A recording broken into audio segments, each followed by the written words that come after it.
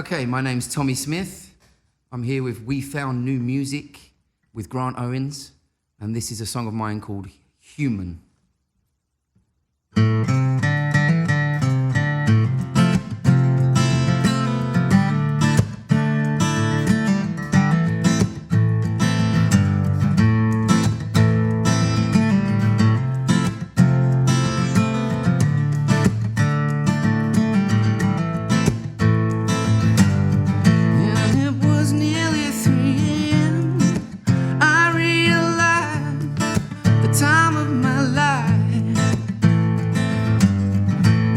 She smoked a cigarette, instant red. Give us a drag. I'll hold you in and throw you out again, out again, out again. You make me feel human. You make me feel human. You take the reins and make me behave just like a human.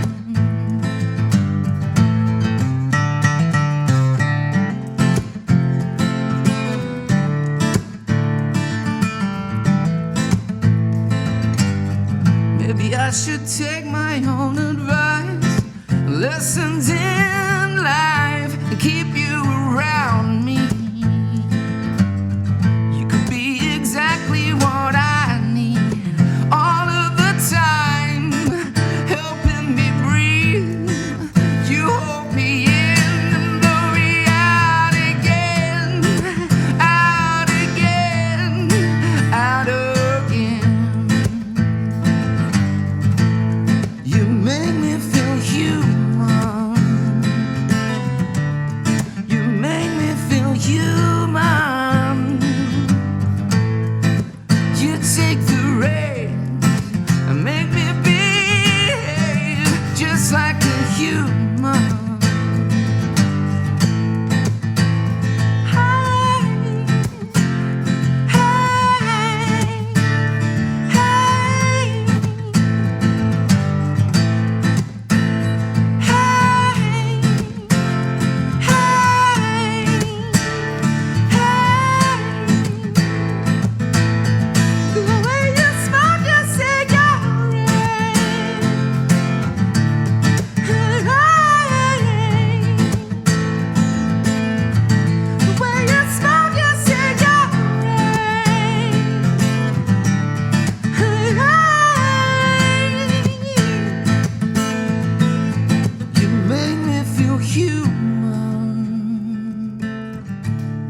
You make me feel human. You take the reins and make me behave just like a human.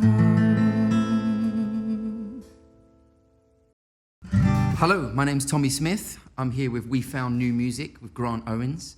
This is a song of mine called Can't Shake the Thought.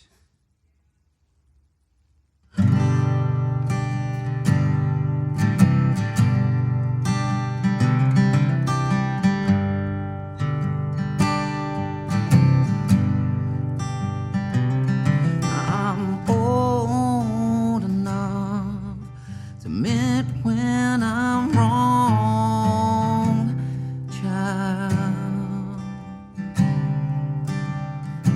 but I can't see the day that I forgive myself.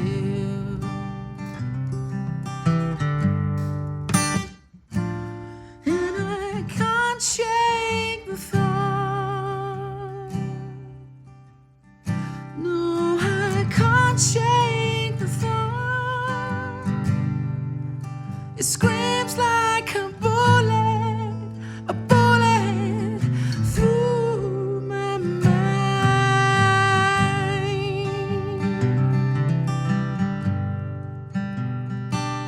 Now I've tried to forget, I've tried to forget that day. my memory, it serves me too well. And I can't shake the thought. No, I can't shake the thought. It screams like a bullet through my mind.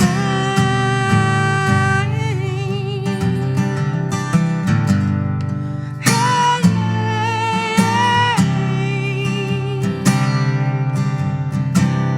oh,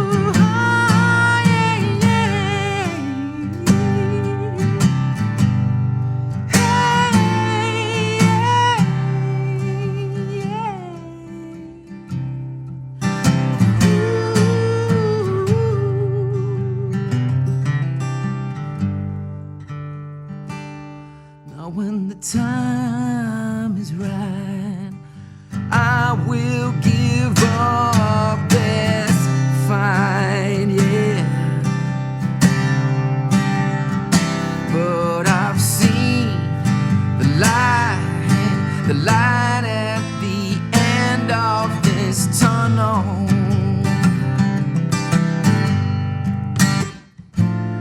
And I can't shake the thought. No, I can't shake the thought. It screams like a bullet through my mind.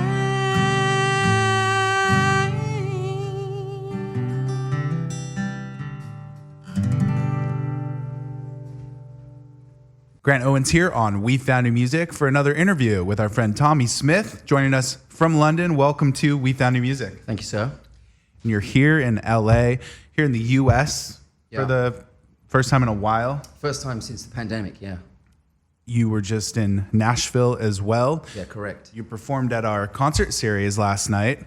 Tommy has a bunch of music coming out, his new project rolling out, we're going to be talking about right now. But to start, what did you just perform for us? So we played last night on Sunset, which felt so rock and roll for a little lad from London. You know, that was really cool to be, you know, just down the road from the Whiskey and the Viper and the Rainbow and all of these iconic places. Totally. I even went across the road and got a Carney's burger Yep. beforehand. So yeah, for me it was like this huge privilege to play at such a cool spot. So thank you. Oh, yeah, absolutely. And then you just performed a couple songs for us today in the studio. Yes, I certainly did. I believe at least one of them being potentially one of the first singles you might be dropping. Yes, correct. So I performed a song called Can't Shake the Thought. It's kind of about being delivered some bad news, I suppose. It's a bit heart-wrenching. I think a lot of people, well, it makes rooms go quiet, but in a good way. I think It's honest. Yes, I think it's very honest. And especially last night, I was quite, not nervous, but, you know, like anticipation. Not nervous, but, you know, in anticipation for the show. And I was very proud of the fact that everybody kind of hushed and listened and came close. And so I was like, I must be doing something right. I noticed that too. Everybody was invested in your story and wanted to make sure you made it through the song. And Yeah.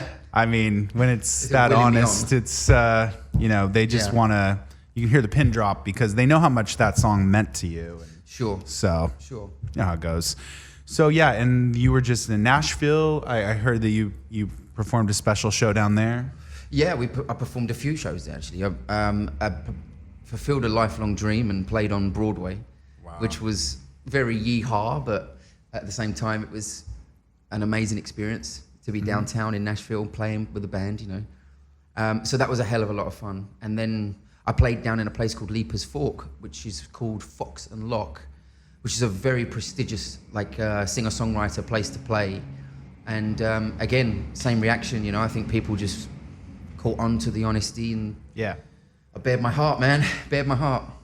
Well, I think, you've been doing this for a minute, and I feel like you've honed into something that people can latch onto. Tell me about your background and some of the fun that you've been on the road with Kiss, Queens of the Stone Age, Elton John, to name a few. Yes. I've been very fortunate, actually. America's been really good to me. So it's so lovely feeling to come back and feel so welcomed again.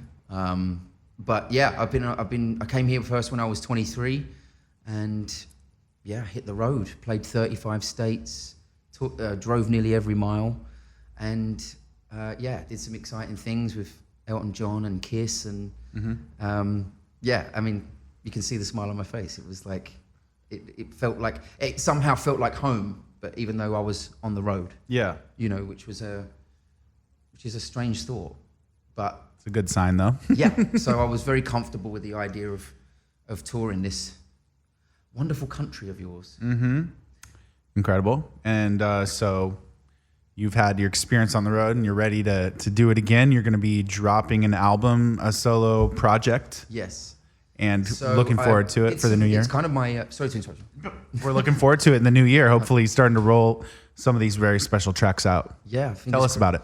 So it's my lockdown record, I suppose. When we came out of lockdown in the UK, I had really itchy fingers. I just wanted to get together with my favourite drummer and my favourite bass player and find my favourite studio in London and just go and record, like treat ourselves to something, and it was really to do that. But when we pressed playback in the studio, we all looked at each other like, it's really good. We're really excited about it. So that's amazing. So we did 5 songs, and then it became apparent that we needed to get in and make a full album quite quickly, which we did. And again, same format, same bass player, same drummer, same. So we've got Mikey Sabello on the drums. He's at Mikey on the Skins on Instagram, and we've got Shane Gilliver on the bass. And a guy called Magnus Thompson, a dear friend of mine who engineered and helped me produce it. So yeah, it was like a weekend retreat doing the EP. It was just so relaxing, and just how it should be. There was no stress. I trusted my guys. And these are some of your favorite musicians. My favorite musicians certainly in London for sure. Yeah, Mikey Sabello is one hell of a drummer, a hell of a musician. A drummer seems too limited for his ability. He's something else, he's a force of nature. And Shane has just got this amazing perspective on music. So we all gelled. I don't think we had one crossword when we were recording an album, which if you speak to any band, you know that there are going to be, you're going to lock horns at some point. But at no point did we, I think at one point I said, Mikey, could we try this a little slower? And he went, yep. And we did. And it worked. And that was it. You just clicked. Yeah. So we did 3 takes and the best take won. And that was it. There's a lot to be said. I mean, you guys have experience together, past, and you know how to work together. Sure. And it's not easy to get there, but it seems like you guys all just click and make it happen. Yeah, absolutely. And that's exciting. It was, man. And as I say, to barely rehearse these songs and to get into a studio under the red light and to do 3 takes max and just pick your favorite one and it be worthy of a record is like, that's a testament to their ability, Yeah. It was fun. I'm looking forward to everyone hearing it. I really am. I feel like it's time to go. Hit go and see where these tracks can go, and it seems like it feels right. It does. So it's go time. It is go time, and it feels right, especially to be in Los Angeles with these tracks, because I still look at Los Angeles through that silver screen, old Hollywood, romantic way. I don't think of. I mean, I think of Nat King Cole when I come to Los Angeles. I still sing Frank Sinatra songs when I'm walking up and down the boulevards. So this album to me is quite touching and honest in that. That's all I've been listening to for the last 2 years is Nat King Cole. So it's nice to be here with that. It's good. It's good to have that, fantasy world magic that just really is what LA's about. I'm 100%. That side of the view of this area, and just kind of, it's better to have that special connection with a city rather than to not. So that's cool. And I definitely do. Los Angeles has been good to me. It's been very good to me so far. Awesome. Yeah. Well, yeah, and I like how you described playing on the Sunset Strip last night. You know, it may not mean the same to somebody else, but explaining how legendary some of those venues are, or even Carney's, you know, it's a different experience from person to person. It's all how you see it. Yeah. And that's how I feel too. I am honored to be doing something at a venue right on the Strip. So let's talk a little about the songwriting. It feels very real and honest. What are you writing about, and what did it take to get there? Was it easy to put your pen down and write? Yeah, I kind of, luckily enough, I found myself writing a lot, but not overwriting where I had loads of songs to throw away, but just everything I did write at this one period of time, I was really confident with, I was really happy with. So, and they were simple, not too complicated, which I was, again, going back down to the Nat King Cole thing, these are simple songs, simple melodies, but just with real beautiful and honest sentiment. Sure. So I wanted to, instead of making things too complicated or pondering a theme, or I just wanted it to flow like that. And yeah, I let life happen, as we all did with coronavirus, and came out of that with a few stories to tell. And yeah. We didn't know where we were going in the world, so I think that created an extra certain deepness to songwriting, you know. Certainly. Nobody yeah. knew what the future was to hold. No, for sure. And I mean, that was a crazy time for all of us. I mean, we were locked down, man. So, but yeah, it's wonderful. It's a wonderful feeling to have come out of that with something and created something, you know, to have something to show for it. That's incredible. Which I'm very happy with. You so. should be. It's people got productive, or maybe they didn't, but in your case, you did. So did. good for you. Yeah. And then also, you've been riding some motorcycles here in LA.